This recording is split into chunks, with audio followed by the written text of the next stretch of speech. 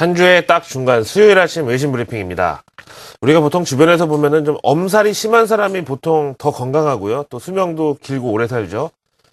또 학창 시절에 보면은 맨날 시험 망했다고 막 이렇게 얘기하는 친구들이 결국 보면 성적도 좋죠. 미국의 경우는 4분기 어닝 시즌 실적이 안 좋을 것이라고 다들 예상했지만 요즘 결과를 보면 대부분 예상치를 상회하는, 그러니까 수미양가 중에 한 미 정도의 객관적인 이 성적이지만 사실은 수 정도의 아주 좋은 평가를 받고 있는 사례가 늘어나고 있습니다. 하지만 우리 증시는 이런 분위기에 따라가지를 못하고 있는 것이 좀 안타까운데요. 자, 오늘도 이것저것 이슈들을 한번 챙겨서 보기로 하죠.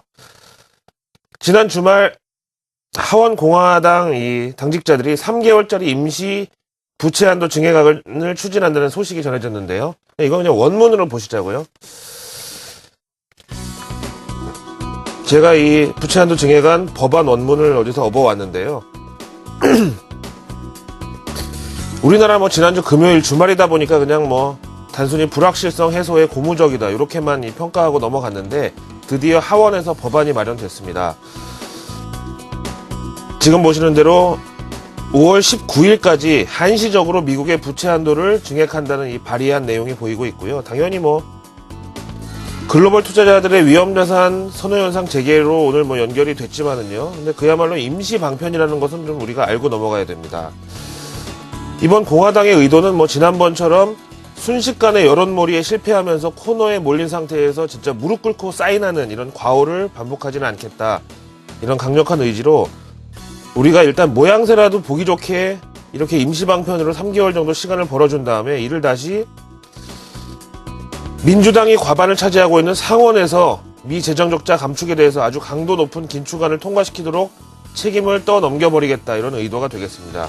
그래서 앞에서 보신 5월 19일까지 완전히 미국의 부채 한도는 잊고 살아도 좋다 이런 건 아니고요. 이런 이 후폭풍이 좀 있을 수도 있는, 일단은 앞에서 말씀드렸지만 모양새가 좋게 이렇게 포장하는 좀 의도를 읽으시면 되겠고요. 다음에 어쨌든 이 법안이 지금 상정이 되면은요, 표결은 미국 시간으로 수요일, 우리 시간으로는 오늘 밤에 표결이 있을 예정입니다. 자, 다음 유럽으로 가겠습니다. 요즘은 조금 흐트러지긴 했습니다만 한때 우리 코스피 지수와 가장 동조화 비율이 높은 것이 바로 독일의 덱스 지수였는데요. 독일 관련 내용 보실까요? 독일의 투자자 심리 지수가 급등한 것으로 나타나면서 국제 유가가 반등을 했다. 근데 유가가 올라가면 좋을 거 없지 않느냐 이렇게 회의적인 시각도 있습니다만요. 이 국제 유가라는 것은 여러 가지 이 보조 지표 가운데서 인플레이션과 비슷한 그런 양면성을 가지는데요. 쉽게 말하면은 이 사람 몸의 혈압처럼요. 너무 낮아도 이 저혈압으로 기운이 없고 먹어도 살로 안 가고 이런 증상이 있고, 반대로 또 너무 높으면은 혈관을 비롯해서 다른 기관에 또 무리가 가고 엉뚱한 데서 탈이 날 수도 있는 이 고혈압 증상이 또 조심해야 되고. 근데 유가는요, 최근 보면은 지나치게 좀 바닥을 뚫고 내려앉은 세 가지 중에 하나죠. 그 세 가지는 바로 BDI라고 하는 발트군임 지수. 거의 차트상으로는 분석이 안 될 정도로 이제 바닥이 붙어 있고요. 다음에 공포지수라는 이름이 붙은 VIX 지수. 이것도 최근에 13 밑으로 내려가서 원래 정상 권역이 20에서 40이라고 알려져 있는데 이제 이것도 바닥에 붙어 있고. 그 다음에 또 하나가 바로 유가 선물입니다. 그래서 오늘의 유가 반등은 독일 투자자 심리지수의 호조를 반영한 것으로 시장의 긍정적인 시그널로 해석해야지 마땅해야 되겠습니다. 그래서 이 독일 투자자 심리지수 보시면은 지난 12월에 6.9포인트를 기록했지만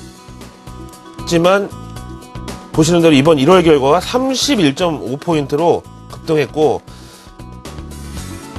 31.5라는 이 수준은 그리스 구제금융 얘기가 나오기 전인 2010년 5월 내 최고 수준이라고 나와 있네요. 그렇지만 증시의 반응은 조금 달랐습니다. 며칠 오른 이후 차익 실현 물량도 많았고요. 분데스방크의 젠스 와이드만 이사회 임원이 사임한다는 루머가 SNS를 통해 시장에 퍼지면서 독일 증시 약세로 마무리를 했다네요. 하지만 지난 며칠 좀 많이 올랐으니까 차익 실현 당연한 거고 이거를 우리나라 시장에 독일 증시를 반영할 필요는 없겠고요. 일단 유가가 반등했다는 것은 우리한테도 위험자산 선호 현상이 좀 높아졌다는 차원에서 좋다고 보겠습니다. 세 번째 내용 보시겠습니다. 블룸버그 통신 함께 하시죠. 전 세계 50개국의 기업인, 정치인, 학자, 언론인 등 약 1,500명이 참석해서 세계의 경제에 대해서 발표하고 토론하는 다보스 포럼에 막이 올랐습니다. 국내에서도 이인재 특사를 포함해서 한은 총재, SK 회장, 그리고 생명과학의 선두주자로 꼽히는 카이스트 이상엽 교수 등 대한민국을 대표하는 여러 인사들이 지금 다보스에 날아갔죠.